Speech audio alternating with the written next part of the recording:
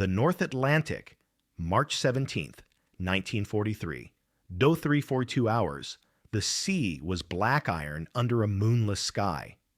HMS Starling, a river-class frigate cutting through 6-foot swells, rolled hard to starboard as spray lashed across her bridge windows.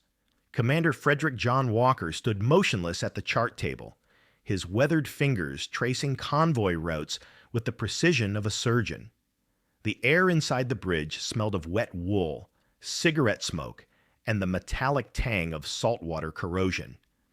Beyond the glass, the Atlantic stretched infinite and hostile, a graveyard where over 3,000 Allied merchant ships already lay broken on the ocean floor. Walker hadn't slept in 31 hours. His eyes, pale blue and unnervingly steady, reflected the dim red glow of the instrument lights. Outside, 42 merchant vessels steamed in 9 columns, their holds packed with grain, steel, aviation fuel, and ammunition, the lifeblood of Britain's survival. Somewhere beneath that black water, listening, waiting, calculating angles and torpedo spreads, the wolves were gathering. German U-boat command had designated this convoy, HX-229A, as priority target wolfpack Raubgraf, 20 submarines positioned in a patrol line stretching 200 miles across the convoy's projected route. The largest coordinated ambush of the war. Walker had read the intelligence reports. He knew what was coming. What he didn't know, what no man in the Royal Navy yet understood, was that the next 72 hours would redefine anti-submarine warfare forever, and that his actions, which his own superiors would later call suicidal madness, would become the blueprint for victory in the Battle of the Atlantic. By the spring of 1943, the war beneath the waves had become an industrial slaughter. Grand Admiral Karl Dönitz, architect of Germany's U-boat campaign, had refined wolfpack tactics into a science of coordinated murder. His submarines no longer hunted alone. They stalked in groups, shadowing convoys for days, radioing positions to command, then striking in coordinated night surface attacks that overwhelmed escort defenses. In 1942 alone, U-boats sank over 6 million tons of Allied shipping, a rate of destruction that threatened to sever Britain's supply lines and force surrender before American industrial might could turn the tide. The mathematics were brutal. Germany was building U-boats faster than the Allies could sink them. Each submarine cost 4.5 million Reichsmarks and required 6 months to construct. Each carried 14 torpedoes and could remain at sea for 12 weeks. The average U-boat sank 4 ships before being destroyed, a favorable exchange rate that was slowly strangling the Allied war effort. British Admiralty projections, kept secret even from Churchill, estimated that at current loss rates, the United Kingdom would run out of fuel oil by August and food supplies by November. Commander Walker understood these numbers intimately. He had spent 2 years studying U-boat tactics, analyzing attack patterns, interviewing survivors, poring over kill reports and acoustic logs. While other escort commanders viewed their role as defensive, shepherding convoys while avoiding unnecessary risk, Walker saw something different. He saw an enemy that had grown arrogant, predictable, drunk on easy victories. He saw patterns in their patrol formations, timing windows in their communication schedules, mathematical vulnerabilities in their pack coordination. And he saw that the only way to protect a convoy was not to hide from the wolves, but to hunt them with such relentless, calculated aggression that they would break contact and flee. His superiors considered this philosophy reckless. Destroyers and frigates were expensive, specialized vessels. Losing one escort to sink one U-boat was considered a poor trade. Better to evade, to zigzag, to deploy smoke, and hope the wolves would find easier prey elsewhere. Walker disagreed. He had calculated that every U-boat sank represented 4 future merchant ships saved, 400 sailors who would not drown in burning oil. The mathematics of aggression, he argued, favored the hunter who refused to be intimidated. They called him obsessed. They called him reckless. They didn't yet call him a genius. At 041 sending hours, the first torpedo struck. SS William Eustis, an American Liberty ship steaming in column 4, erupted in a pillar of orange flame as 500 tons of aviation fuel ignited. The explosion was visible for 30 miles, a brief, terrible sun rising from the ocean. Walker was on the bridge wing in seconds, binoculars pressed to his face, scanning the darkness for periscope wakes, for the telltale phosphorescence of a second torpedo track. His mind was already calculating angles, speeds, last known positions. All escorts, wolfpack contact, bearing 270, expand search pattern Delta, he barked into the radio. This is Starling. I'm prosecuting. Do not, repeat, do not abandon convoy defensive positions. It was the first hint of the madness his crew would witness over the next 3 days. Standard doctrine demanded that escorts maintain close formation around the convoy, sacrificing individual kills to preserve the collective shield. Walker did the opposite. While other destroyers circled the merchant ships, Starling accelerated to flank speed, 20 knots, and drove straight toward the last known bearing of the attacking U-boat, her Aztec sonar pinging rapidly into the black depths. The German submarine commanders had grown accustomed to timid escorts. They expected the destroyers to drop a few depth charges, make a show of aggression, then return to the convoy.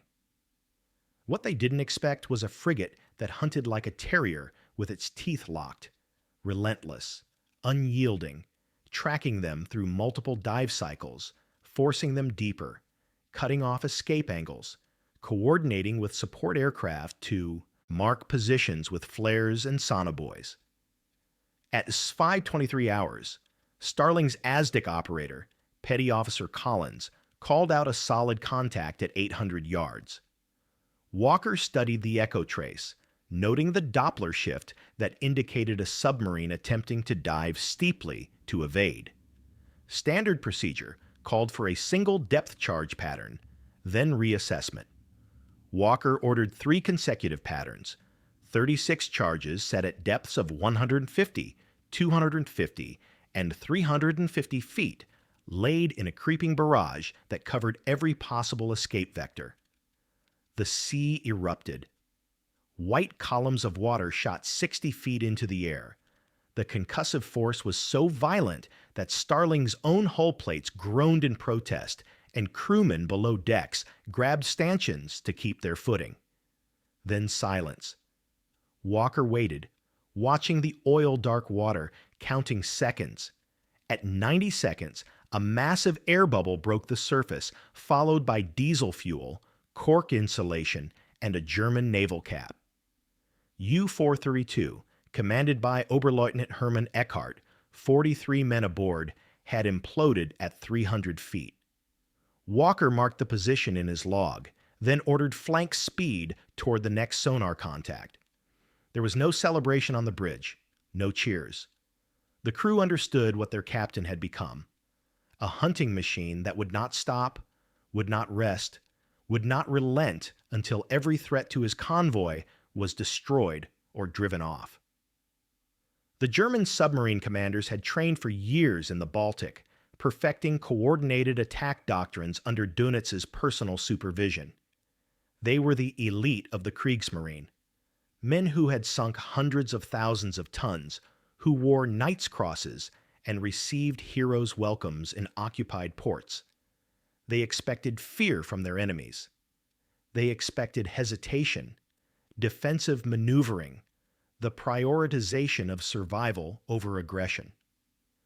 What they encountered instead was something unprecedented: a single escort vessel that seemed to possess supernatural awareness of their positions, that anticipated their evasive maneuvers, that attacked with such sustained ferocity that it disrupted the entire wolfpack's coordination. Walker had studied their communication protocols. He knew that U-boats operating in packs maintained radio silence except for brief encrypted bursts reporting convoy positions and attack opportunities. He knew that once attacked, they would dive deep and remain submerged for hours, losing contact with their packmates, unable to communicate or coordinate. His strategy was not to sink every submarine. That would be impossible.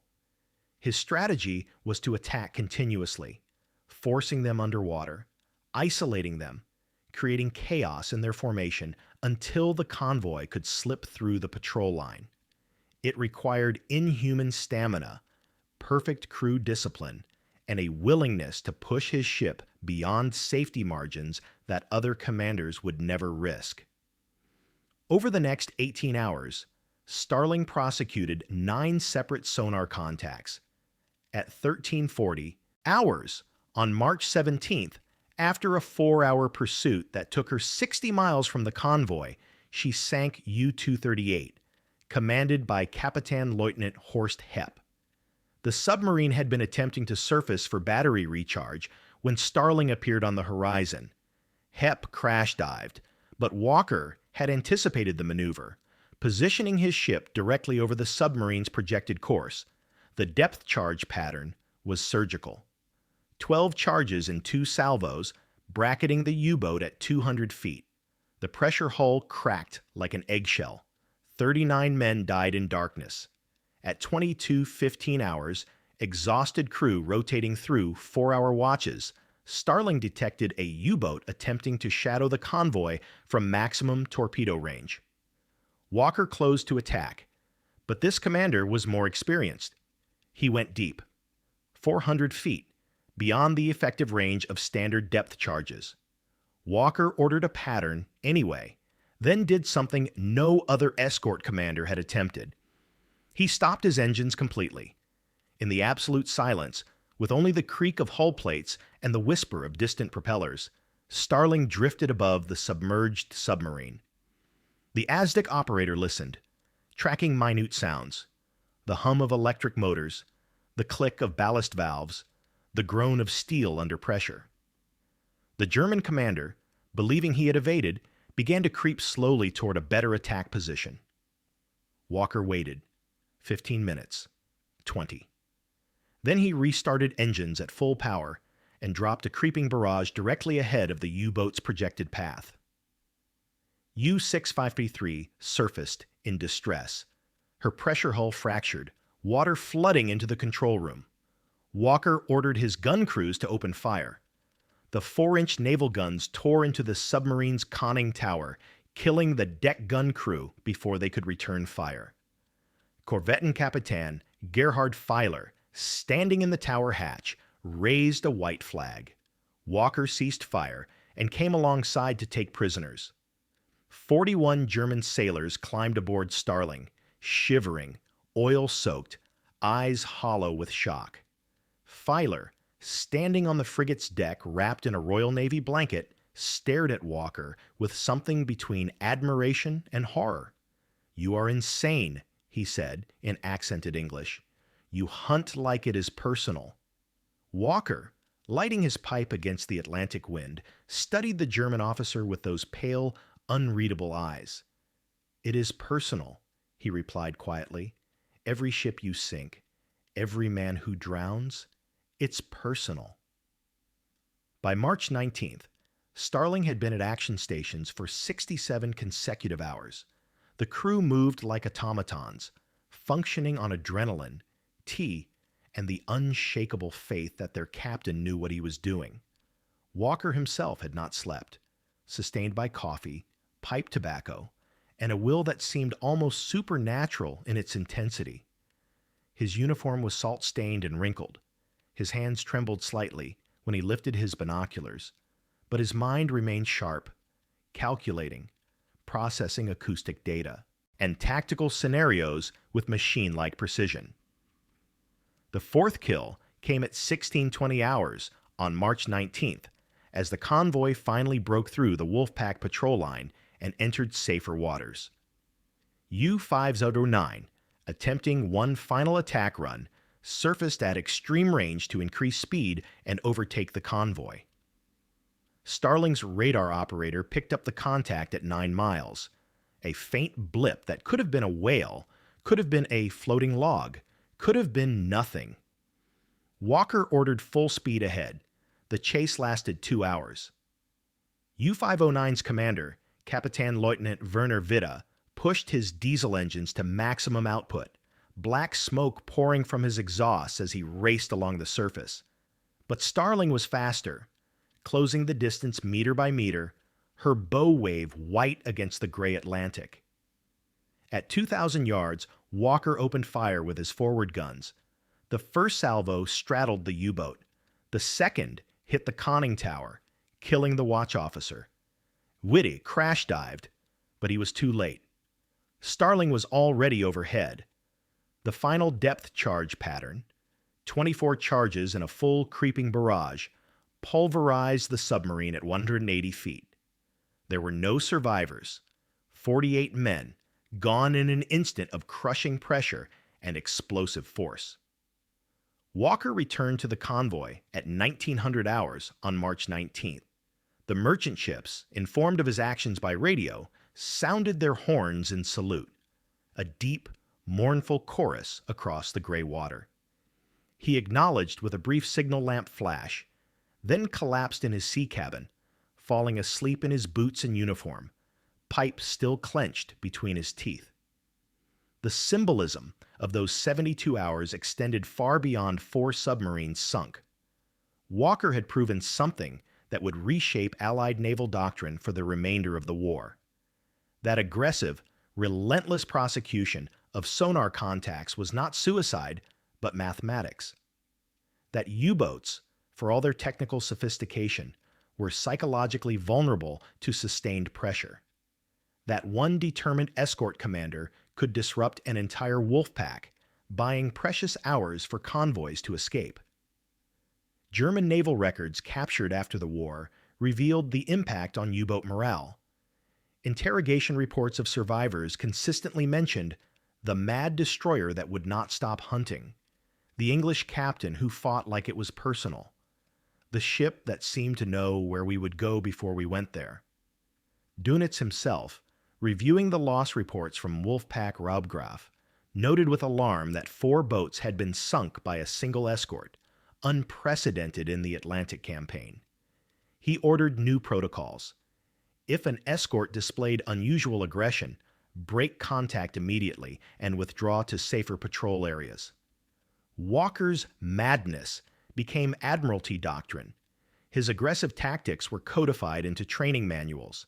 His coordination of radar, sonar, and air support became standard practice. Within 6 months, U-boat losses exceeded German construction capacity for the first time.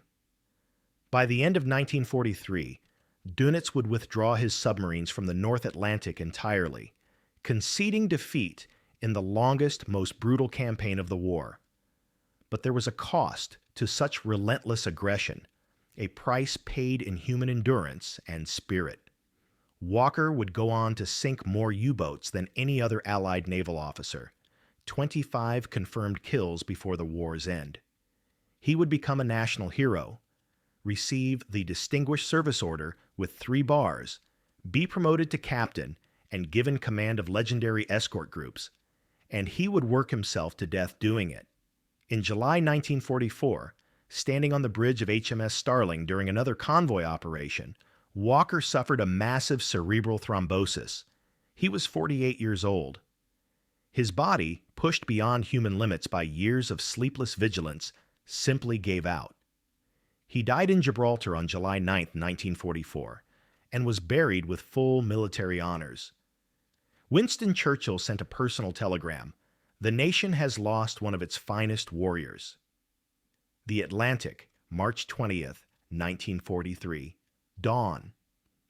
The convoy steamed eastward under clearing skies, 41 merchant ships intact, their holds still carrying the food and fuel and ammunition that would keep Britain fighting.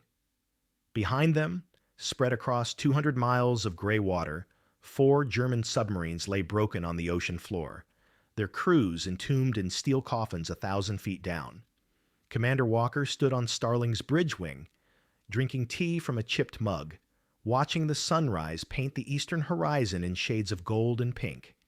His crew, exhausted beyond words, moved quietly through post-action routines, securing depth charge racks, cleaning guns, cataloging ammunition expenditure. No one spoke of the kills. No one celebrated. They understood, in a way that men who have stared into the abyss always understand, that victory in such a war was merely survival purchased at terrible cost. The sea kept its secrets. The drowned men, British and German alike, all looked the same in death, pale and weightless, drifting slowly down through columns of blue darkness until they came to rest on sand and silt, far from sunlight, far from home. The Atlantic cared nothing for nations or ideologies or causes. It swallowed them all equally, impartially, without judgment. But history would remember this moment. These 72 hours when one man's relentless, calculated madness proved that the hunters could become the hunted, that aggression rooted in mathematics and moral clarity could overcome numerical superiority, that the wolves could be made to fear the shepherd. Walker had not merely sunk 4 submarines. He had demonstrated a truth about war that would echo through the decades, that victory belongs not to the most numerous or the most technically advanced, but to those who refuse to accept defeat, who fight with such unyielding determination that they bend reality itself to their will. As Starling rejoined the convoy formation, her battle ensign snapping in the morning wind, Walker tapped out his pipe against the rail and watched the ashes scatter across the water. Somewhere beneath those waves, in the crushed hulls of 4 German submarines, men who had believed themselves invincible had learned the final lesson of war. That courage and technology mean nothing against an enemy who will not stop, who treats every engagement as personal, who hunts with the cold precision of mathematics married to the hot fury of absolute conviction. The convoy sailed on. The war continued. And in the depths of the Atlantic, in the darkness where sunlight never reached, the iron ghosts of sunken ships whispered a truth that nations have always struggled to accept, that the price of freedom is eternal vigilance, and the cost of victory is often paid by those who drive themselves beyond human limits to protect others who will never know their names. Commander Frederic John Walker returned to Liverpool on March 24, 1943. He filed his after-action report in his precise, methodical handwriting, noting sonar contacts, depth charge, expenditure, and estimated kill positions with the detached professionalism of a scientist documenting laboratory results. He did not mention the sleepless nights, the trembling hands, the weight of 170 German sailors' deaths on his conscience. He did not mention that he dreamed of drowning men every time he closed his eyes. He requested immediate reassignment to another convoy. His superiors, recognizing both his genius and his self-destructive drive, granted the request. He would spend the next 16 months hunting U-boats with the same relentless intensity, saving thousands of Allied lives and slowly, methodically killing himself in the process. But in that moment, in March 1943, standing on the bridge of HMS Starling as she steamed toward home, he allowed himself one small satisfaction. The wolves had learned to fear. The tide had turned, and the long, grinding mathematics of victory had shifted, ever so slightly, in favor of those who refused to surrender the sea. The Atlantic rolled on, indifferent, eternal, keeping its counsel. And somewhere in its depths, in the cold darkness, 4 submarines lay silent, monuments to the madness that saved a convoy, changed a war, and proved that sometimes the only rational response to overwhelming odds is to fight with such irrational ferocity that reality itself must yield.